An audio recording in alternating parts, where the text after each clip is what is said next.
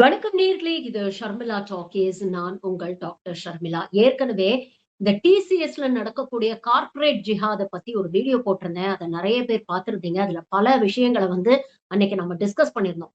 இப்ப லேட்டஸ்ட்டா நாள் பட இந்த கோதி மீடியாவும், போலீஸும், ஹிந்து ஆர்கனைசேஷன்ஸும் சேர்ந்து எப்படி ஒரு சின்ன விஷயத்த ஊதி பெருசாக்கி மக்களிடையே ஒரு பெரிய அச்சத்தை, பயத்தை, வெறுப்பு உணர்ச்சியை ஏற்படுத்தியிருக்காங்க அப்படிங்கிறது மெல்ல மெல்ல இந்த இன்வெஸ்டிகேஷன்ல பல உண்மைகள் வெளியில வரும்பொழுது தெரியுது. ஆரம்பத்துல என்ன சொன்னாங்க, டிசிஎஸ் உடைய நாசிக் பிபிஓல ஒரு குரூப் ஆஃப் இண்டிவிஜுவல்ஸ் எல்லாரும் இஸ்லாமியர்கள் கிட்டத்தட்ட ஒரு 7 பேர் சேர்ந்து ஒரு ஆர்கனைஸ்டு கேங் மாதிரி செயல்பட்டுட்டு இருந்தாங்க. கேங் கன்வர்ஷன்ஸ் நடத்திட்டு இருந்தாங்க. அங்கே வேலை செய்யக்கூடிய ஹிந்து பெண்களை, அதுவும் கொஞ்சம் ஏழை எளிய பெண்களை டார்கெட் பண்ணி அவங்கள சைக்கலாஜிக்கலா இன்டிமிடேட் பண்றது, அவங்களுக்கு செக்ஸ் டார்ச்சர் குடுக்கறது, அவங்கள மத ரீதியாக இழிவுபடுத்துறது, இதெல்லாம் செஞ்சு அவங்கள பீஃப் சாப்பிட ஃபோர்ஸ் பண்ணி, அவங்களுக்கு நமாஸ் பண்ணணும்னு சொல்லி ஃபோர்ஸ் பண்ணி, இப்படி கட்டாய மதமாற்றம் செய்ய ஒரு ஆர்கனைஸ்டு கேங்கா இவங்க முயற்சி பண்ணிக்கிட்டு இருந்தாங்க. இதற்கெல்லாம் தலைமை தாங்கக்கூடியவர் நிதா கான் அப்படிங்கிற ஒரு பெண் அப்படின்னு சொல்லி அந்த பெண்ணோட போட்டோவையும் சோசியல் மீடியாலயும், கோதி மீடியாவிலயும் பயங்கரமா சர்க்குலேட் பண்ணி விட்டாங்க. எந்த அளவுக்கு இது போச்சு அப்படின்னு பாத்தீங்கன்னா, பாருங்க கேரளா ஸ்டோரின்னு ஒரு படம் எடுத்தோனே, இது எவ்வளவு பெரிய பொய் அப்படின்னு எல்லாரும் வாதாடுனீங்க. இப்ப பாத்தீங்களா, அதுதான் உண்மையாக நடக்கிறது அப்படின்னு சொன்னாங்க. இன்னொரு ஒரு படி மேல போயி, டெல்லி செங்கோட்டை அருகே நடந்த குண்டு வெடிப்புக்கும் இவங்களுக்கும் தொடர்பு இருக்கு. அதுல இன்வால்வ் ஆயிருந்தவங்களோட இவங்களுக்கு கனெக்ஷன் இருக்கு அப்படின்னு சொன்னாங்க. அதுக்கும் ஒரு படி மேல போயி, வெளிநாடுகள்ல வசிக்கக்கூடிய மதவாதிகள், டெரரிஸ்டோட இவங்களுக்கு கனெக்ஷன் இருக்கு. அப்படிப்பட்ட கனெக்ஷன்ஸ் மூலமா தான் இங்க இருக்கக்கூடிய வல்னரபிளான பெண்கள டார்கெட் பண்ணி, அவங்கள கட்டாய மதமாற்றம் பண்ணி, இவங்களுடைய தீவிரவாத செயல்பாடுகளுக்கெல்லாம் பயன்படுத்திக்க முயற்சி பண்றாங்க. இவ்வளவும் சொன்னாங்க. இன்னொரு பக்கம் போலீஸ் தரப்புல இருந்து ஒரு ஸ்டிங் ஆப்பரேஷன் நடத்துனாங்க.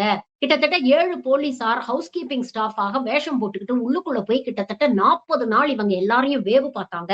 இவங்களுடைய குரூப் சாட்ஸ், வாட்ஸ்அப் சாட்ஸ், ஆபீஸ்ல இவங்களுடைய கான்வர்சேஷன் இது எல்லாத்தையும் கிளீனா இன்வெஸ்டிகேட் பண்ணி தான் இத அன்கவர் பண்ணியிருக்கிறாங்க அப்படின்னு சொல்லி இன்னைக்கு கிட்டத்தட்ட 8 எஃப்ஐஆர் ஃபைல் பண்ணியிருக்கிறாங்க. செக்ஷுவல் ஹராஸ்மெண்ட்டும், போஸ்ட் ரிலீஜியஸ் கன்வர்ஷனும் நடக்க முயற்சி பண்ணியிருக்கிறாங்க அப்படிங்கிற குற்றச்சாட்டுகளை எல்லா மீடியாவும் கிட்டத்தட்ட 1 வாரம் 10 நாளா பேசிட்டு இருந்தாங்க.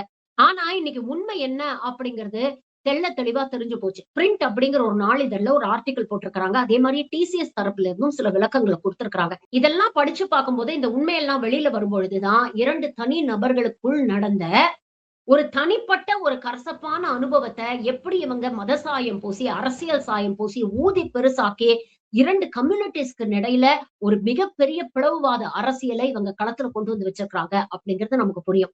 என்ன நடந்திருக்கு அப்படின்னு பாத்தீங்கன்னா, டிசிஎஸ் பிபிஓல ஒர்க் பண்ணக்கூடிய ஒரு 23 வயது பெண்.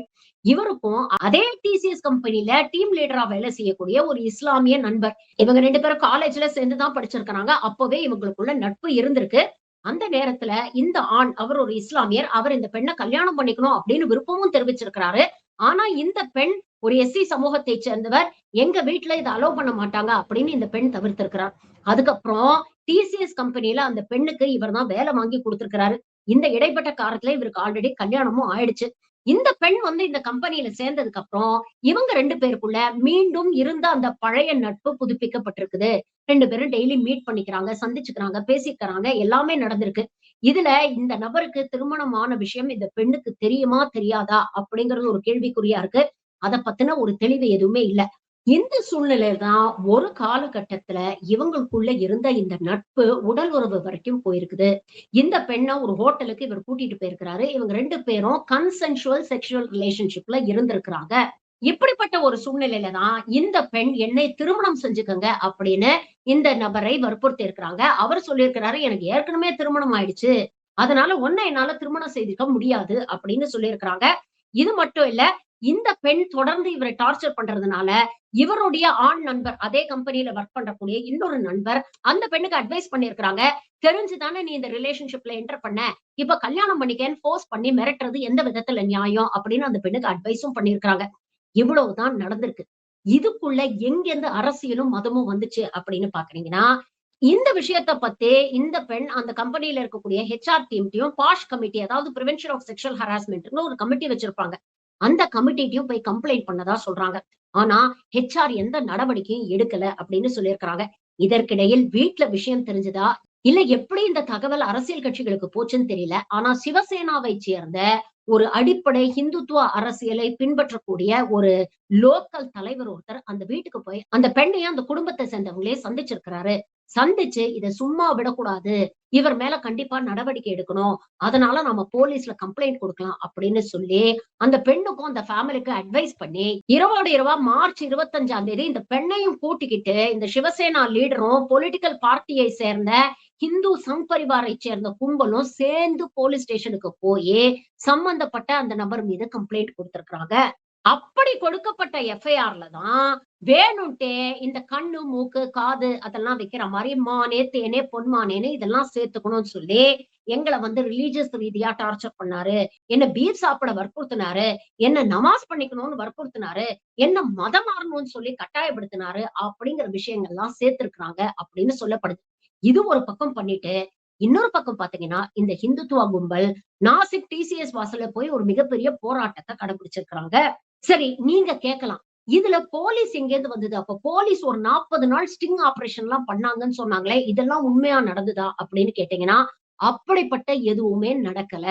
கோதி மீடியாவை சேர்ந்தவர்கள் சும்மா 1 வாரம் 10 நாள் நாட்டு மக்கள் காதுல பூ சுத்திட்டு இருந்திருக்கிறாங்க. இந்த பெண் வந்து கம்ப்ளைண்ட் குடுத்ததுக்கு அப்புறம், ஒரு சில பெண் போலீசாரை அந்த நாசிக்ல இருக்கக்கூடிய அந்த டிசிஎஸ் கம்பெனிக்கு அனுப்பி, அங்க இருக்கக்கூடிய வேலை செய்யக்கூடிய பெண்கள் கிட்ட பேசி, இந்த மாதிரி ஒரு பெண் கம்ப்ளைண்ட் குடுத்திருக்காங்க. இதே மாரி உங்களுக்கு யாருக்காவது ஒரு பிரச்சனை இருக்குன்னா, அதையும் எங்களுக்கு கம்ப்ளைண்ட்டா குடுங்க. தைரியமா வந்து கம்ப்ளைண்ட் பண்ணுங்க. நாங்க விசாரிச்சு தீர்வு குடுக்குறோம் அப்படின்னு சொல்லியிருக்காங்க. அதன் அடிப்படையில் இன்னும் ஒரு 7 பேர் வந்து கம்ப்ளைண்ட் குடுத்திருக்காங்க. இதுல வேடிக்கை என்னன்னு பார்த்தீங்கன்னா, அதிகாரப்பூர்வமாக பதிவு செய்யப்பட்ட எஃப்ஐஆர்ல எந்த இடத்திலயுமே இவர்கள் மதம் மாற்ற முயற்சி பண்ணாங்க அப்படிங்கிற கம்ப்ளைண்ட் இல்ல. செக்சுவலா எங்கள ஹராஸ் பண்ண முயற்சி பண்ணாங்க. எங்களுக்கு பாலியல் தொல்லை குடுத்தாங்க அப்படிங்கிற கம்ப்ளைண்ட் மட்டும் தான் இருக்கு.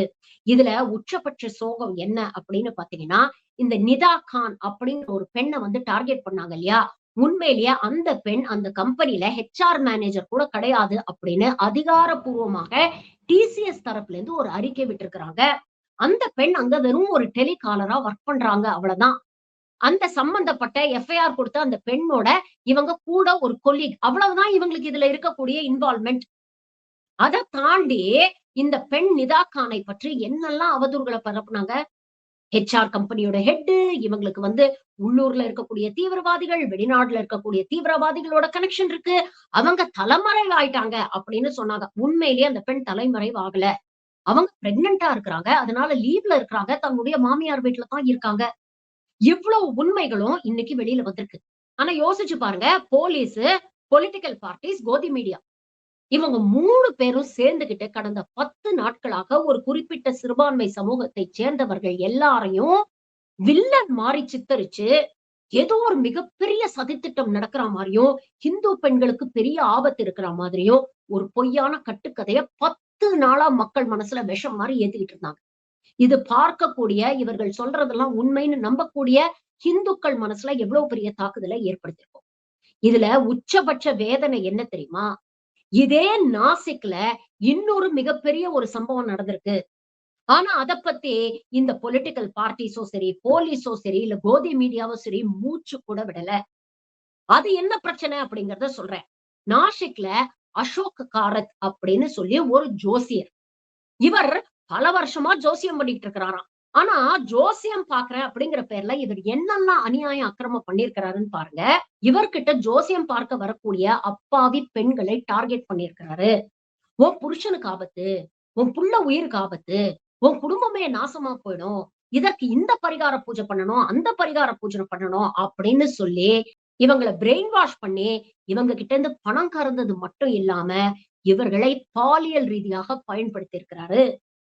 தன்னுடைய ஆபீஸ்க்குள்ளேயே அந்த பெண்களை இவர் மிஸ்யூஸ் பண்ண வீடியோஸ் முதல் கொண்டு சோசியல் மீடியால வைரல் ஆயிட்டு இருக்கு. இவருடைய ஆபீஸ் கேபின்ல வெளியில இவரை சந்திக்கிறதுக்காக நூத்துக்கணக்குல பேர் உட்கார்ந்து இருக்கிறாங்க, வெயிட் பண்ணிட்டு இருக்கிறாங்கங்க. ஆனா இந்த ஆளு தன்னுடைய ஆபீஸ் ரூம்ல பெண்களோட உடலுறவுல இருக்கிறாரு. இதுல பாஜகவை சேர்ந்த ஒரு பெண் தலைவரும் அடக்கம். அந்த அம்மாவும் இவரும் வெளிப்படையாக மிக வல்கரான ஒரு வீடியோஸ் அது சோசியல் மீடியால வைரல் ஆயிட்டு இருக்கு. கிட்டத்தட்ட 100க்கும் மேற்பட்ட அக்கவுண்ட்ஸ் கிரியேட் பண்ணி பல கோடி ரூபாய் சுருட்டி இருக்கிறாரு. இத வச்சு மணி லாண்டரிங் பண்ணியிருக்கிறாரு. இல்லீகல் ஆக்டிவிட்டீஸ்ல ஈடுபட்டு இருக்கிறாரு அப்படின்னு ஒண்ணொன்னா செய்திகள் வெளியில வந்துகிட்டே இருக்கு. ஆனா இத பத்தி எந்த கோதி மீடியாவும் டிஸ்கஸ் பண்ணல. ஐயையோ! பாதிக்கப்பட்டவங்க எல்லாம் ஹிந்து பெண்களாச்சே. அவங்க குடும்பத்தையே சீரழிச்சுட்டாரே. அவங்க வாழ்க்கைய நாசம் பண்ணிட்டாரே. இந்து பெண்களே உங்களுக்கு ஆபத்து அப்படின்னு ஒரு பொலிட்டிக்கல் பார்ட்டியோ இல்ல சங்கி கூட்டமோ தெருவுல வந்து அவருக்கு எதிரா போராடல. எந்த ஒரு போலீஸ் தரப்பும் அவருக்கு எதிரா பிரஸ் மீட் வச்சு அவர் செஞ்ச அநியாயம் அக்கிரமத்தை எல்லாம் பொது வெளியில பேசல. எல்லாத்தையும் சைலண்டா கடந்து போறாங்க. அப்ப நம்ம நாட்டுல இருக்கக்கூடிய முக்கியமான பிரச்சனை என்ன தெரியுமா இன்னைக்கு? பெண்களுடைய பாதுகாப்ப பத்தி எல்லா தரப்பும் பேசணும். பாதிக்கப்பட்ட பெண் எந்த சமூகத்தைச் சேர்ந்த பெண்ணாக இருந்தாலும் சரி, எந்த மதத்தைச் சேர்ந்த பெண்ணாக இருந்தாலும் சரி, பாதிப்பு ஏற்பட்டிருக்குன்னா அவங்களுக்காக நாம பேசணும். அவங்களுக்காக நாம நிக்கணும். ஆனா இங்க தெரிஞ்சே இந்த சங் பரிவார் கூட்டமும், மீடியாவும் சேர்ந்துகிட்டு என்ன பண்ணுதுன்னா, பாதிக்கப்பட்ட பெண் இந்து பெண்ணாக இருந்து பாதிப்பு ஏற்படுத்தக்கூடியவர் வேற சமூகத்தைச் சேர்ந்தவராகவோ, இல்ல வேற மதத்தைச் சேர்ந்தவராகவோ இருந்தா, அத பயன்படுத்தி இவங்களுடைய வெஸ்டட் பொலிட்டிக்கல் இன்ட்ரெஸ்ட்காக மக்கள் கிட்ட ஒரு பிரிவினைவாதத்த தேவையில்லாத ஒரு அச்சத்தை, பயத்தை ஏற்படுத்த முயற்சி பண்றாங்க. அதே பாதிக்கப்பட்ட பெண் இந்து பெண்களாக இருந்து பாதிப்பை ஏற்படுத்தக்கூடியவர்கள் இது போன்ற போலி சாமியார்கள், இல்ல அசாராம் பாபு, ராம் ரஹீம் மாரி மதகுருமார்கள், இல்ல பிரிஜ்பூஷன் சரண் சிங், குல்தீப் சிங் செங்கார் மாதிரி பாஜக ஆளும் கட்சியைச் சேர்ந்த பார்லிமென்ட் இல்லன்னா சட்டமன்ற உறுப்பினர்களாக இருந்தா சைலண்டா கடந்து போயிடுறாங்க. இதுதான் இவர்கள் பெண்கள் மீது காட்டக்கூடிய அக்கறை. உண்மையிலேயே பிஜேபி போன்ற கட்சிகளுக்கு பெண்களுடைய பாதுகாப்பு மீது அக்கறை இருந்ததுன்னா என்ன பண்ணிருக்கணும்? தமிழ்நாட்டுல எடுத்துக்கங்களேன். தமிழ்நாட்டு மாநில துணைத் தலைவர் கருநாகராஜன் மீது அந்த கட்சியைச் சேர்ந்த பெண் நிர்வாகி தங்க சோபனா 2018ல ஆரம்பிச்சு தொடர்ந்து எனக்கு பாலியல் தொல்லை குடுக்குறாருன்னு நேரடியாக மோடிக்கு கடிதம் எழுதியிருக்கிறாங்க. அத பத்தி ஏதாவது ஒரு மேடையில பேசியிருக்கிறாங்களா? அந்த பெண்ணுக்கு நியாயம் வேணும் அப்படின்னு தெருவுல வந்து போராடி இருக்கிறாங்களா? ஒருவேளை அது கருநாகராஜனாக இல்லாம ஒரு காலிதாவோ, ஒரு முகமதாவோ ஒருவேளை இருந்திருந்தா அப்ப கூட தெருவுல வந்து போராடி இருக்க மாட்டாங்க. ஏன்னா அப்பவும் இவங்க கட்சியை சார்ந்த சிறுபான்மையினர் அல்லவா? இவர்களுக்கு ஆதரவாக பேசக்கூடிய சிறுபான்மையினர் அல்லவா? அப்பவும் அத கடந்து போயிருப்பாங்க. அப்போ பெண்கள் பாதுகாப்பு அப்படின்னு இவங்க பேசுறதெல்லாம் வெறும் மேலோட்டமாக அரசியலுக்காக பேசக்கூடிய உதட்டிலிருந்து வரக்கூடிய வார்த்தைகள். நாசிக்ல 2 பெரிய சம்பவங்கள் நடந்திருக்கு. ஒண்ணு டிசிஎஸ், இன்னொன்னு இந்த போலி ஜோசியருடைய விவகாரம். டிசிஎஸ்ல சம்பந்தப்பட்டவங்க தப்பே பண்ணலன்னு நான் சொல்லல. அவங்க பாலியல் ரீதியாக தொல்லை குடுத்திருந்தாங்கன்னா அவங்க மீது நடவடிக்கை எடுக்கப்படணும். ஆனா ஒரு தனிப்பட்ட விவகாரத்த எப்படி ஒரு சமூக பிரச்சனையா ஊதி பெருசாக்கிட்டான்னு பாருங்க. ஆனா இந்த பக்கம் உண்மையிலேயே ஒரு சமூக பிரச்சனை தான். உண்மையிலேயே ஒரு மதத்துக்கான ஆபத்து தான். அந்த மதத்தில் இருக்கக்கூடிய மூட நம்பிக்கைகளை பயன்படுத்தி அந்த மதத்தை சார்ந்த பெண்களை பாலியல் ரீதியாகவும், பொருளாதார ரீதியாகவும் சுரண்டி இருக்கிறான் ஒரு அயோக்கியன். ஆனா அவனை எதிர்த்து போராடி அந்த இந்து பெண்களை காப்பாற்ற அந்த சமூகத்தை சேர்ந்த ஒருத்தர் கூட தெருவுல வந்து போராடல. இப்படிப்பட்ட அவலமான ஒரு நாட்டுல தான் நம்ம வாழ்ந்துட்டு இருக்கோம். அதனால மீடியால வரக்கூடிய எல்லா விஷயத்தையும் தயவு செஞ்சு உண்மைன்னு நம்பிடாதீங்க. இங்க இருக்கக்கூடிய எல்லா மதத்தைச் சேர்ந்த பெரும்பான்மையான மக்கள் 90, 95% பேர் எல்லோரோடையும் மத நல்லிணக்கத்தோட ஒத்துமையா, நிம்மதியா, சந்தோஷமா இருக்கணும். அண்ணன் தம்பியா இருக்கணும், அக்கா தங்கச்சியா இருக்கணும், தாயும் பிள்ளையுமா இருக்கணும்னு தான் ஆசைப்படுறாங்க. இந்த 1, 2% செய்யக்கூடிய தவறுகளுக்கு ஒட்டுமொத்த சமூகத்தையும் குற்றவாளியாக்கி களங்கப்படுத்தக்கூடிய இந்த கேவலமான அரசியல முதல்ல ஒதுக்கி வைக்கணும். மதத்த பேசி நம்மள பிளவுபடுத்த நினைக்கிறவங்க கிட்ட இருந்து எப்பவுமே ஒரு 10 அடி தள்ளி நில்லுங்க. ஏன்னா அவங்களும் உருப்பட மாட்டாங்க. நம்மளையும் உருப்பட விட மாட்டாங்க. நன்றி.